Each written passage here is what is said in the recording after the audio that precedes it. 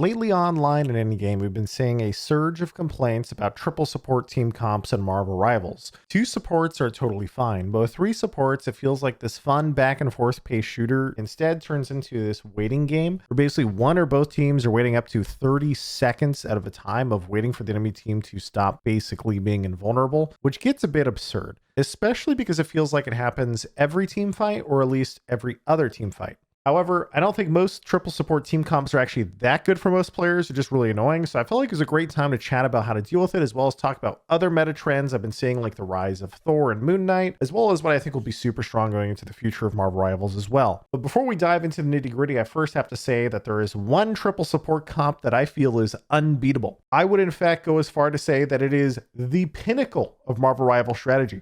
The idea is simple, but hard to execute. If your team is losing and you check the scoreboard and as usual, somebody's feeding their brains out on your team, if you can convince them to swap to Rocket, you will have a 90% chance of winning the game. Rocket is the single most brain dead easy character in all of Marvel Rivals. Sometimes it's not about playing the best, it's about not being the worst. And I promise you, if your local feeder swaps to Rocket, they are no longer the worst player in the lobby. I have won way too many games by doing this. Now let's actually talk triple support. What's interesting about triple support is that from sites that are tracking data such as Rivals Tracker, currently overall triple support has a lower win rate than 2-2 comps in every MMR. So is it really a problem? Well, first off, I think that players often get mixed up about if something is really good or if it's just really annoying. A perfect example of this is Hawkeye last season. Was he OP?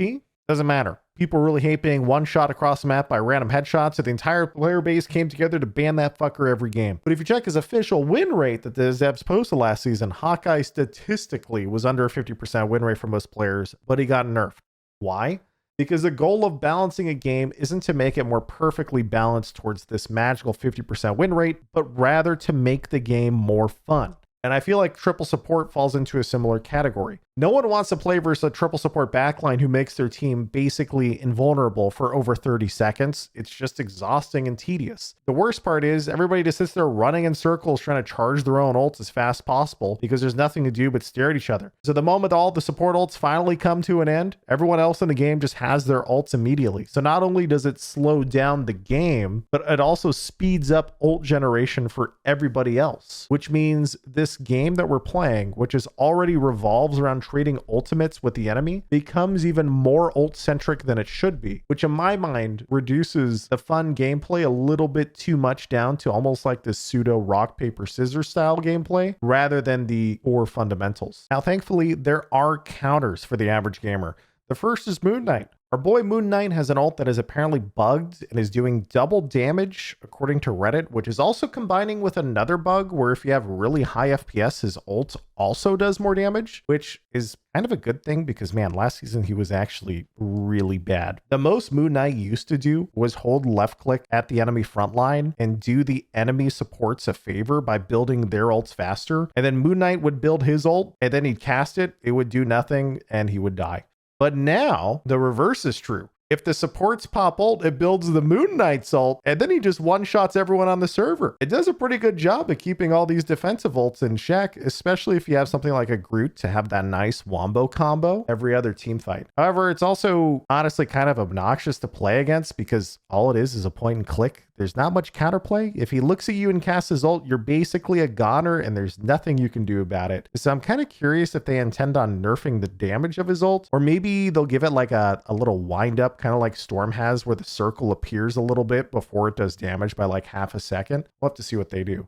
The real counter I think the triple support as a solo queuer though is really Thor. Thor is an incredibly unique tank because he is the only tank in the game that can burst through heals at mid-range without ulting. The only other tank that comes close is probably Strange with a fully powered E, but that's also only at close range. Thor, on the other hand, can take space on off angles, he can flank, he can 1v1 basically anybody in the game. And if he gets to your backline with Awakening up, the DPS is so high that he has real kill pressure, and those supports will probably have to use cooldowns. And the crazy thing is, most of the time, he can also get out afterwards because he even has vertical mobility, so he can just reset or just go on another flank. And also on top of that, I used to think his ult was kind of a meme, but it's actually no joke. I watched Surefour queue to top 50 50 as Thor recently, and I picked up some of the basics. And apparently Thor has a combo where if he dashes into you, he drops his bubble. His bubble has a slow, but it's not set in the game. It's set on the website. And so the bubble slows you, and if he hits the ult after he bubbles you, you can't escape unless you have a mobility skill of some kind, which means Thor can force out support ults or get picks if the enemy team doesn't have an escape.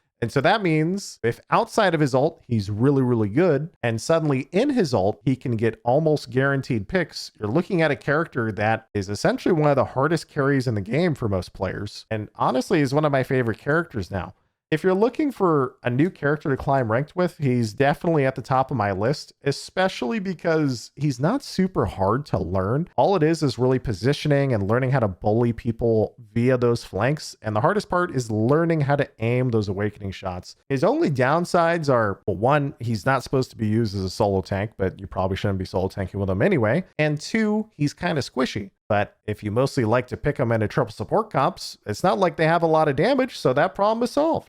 Now, we've talked a bit about the counter triple support, and I did want to mention some of the support comps that I think are truly powerful. Rocket can fit into anything as a third support, and he's generally always good, especially if you're under Grandmaster. He's my #1 pick as a third support. But in my opinion, the truly good triple support comps, especially high MMR, come in two flavors, Loki or Adam. If you're a Loki triple support comp, you're probably built around Loki plus Luna or Cloak in order to get that sweet 20 to 30 seconds straight of defensive ult coverage. Then you toss in like, I don't know, like a Mantis or Rocket, whatever you want, and it's probably fine. This is the most common comp on the ladder. But fortunately, I think it's usually not super strong because I swear half these Cloak and Dagger players are just complete feeders. Like the amount of Cloak and Dagger players I see without a microphone who just ult straight into Magneto's meatball hoping that someone shields them is mind-blowing. The Loki players, for the most part, until super high MMR, are also kind of just ult bots. They're just kind of existing, and then they wait to copy, Luna or Cloaked. And they're also not super great, but man,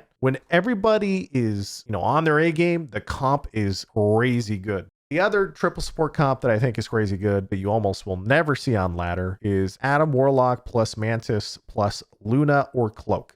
Essentially, you have triple self-res synergy with the team up of Adam, Star-Lord, Mantis, and then you throw in a second strong defensive ult, and now you have a really powerful team. And it's super strong because Star-Lord's one of the best DPS, and you really can't go wrong with 3 players on your team being able to res themselves in case anyone gets picked by an ult or anything. And it's one of my favorite team comps because I think Adam Warlock is actually super underrated as a character. Soulbond's crazy, and he has insane burst heals, but he's so weak as, that traditional second support. But a third support with Adam plus Mantis, right? Usually they don't have the heals. If you have 3 of them, the third person brings all the extra healing that you need and you won't run out, and it kind of covers up a lot of the weaknesses of that comp, and it has incredibly high damage output. So I really love that one. Also want to get out there the last trend I've only really seen in high MMR games, and that is an increase of melee characters. Obviously, Wolverine is super popular and everyone knows he's crazy good, but for some reason in the general community, Magic is extremely underrated to the majority of the player base, and I think that will change pretty quick. High MMR Magic players are disgusting creatures because they can brawl with tanks. If she pops ult and does a full charge right click into dash, she can one-shot Luna out of her own ults.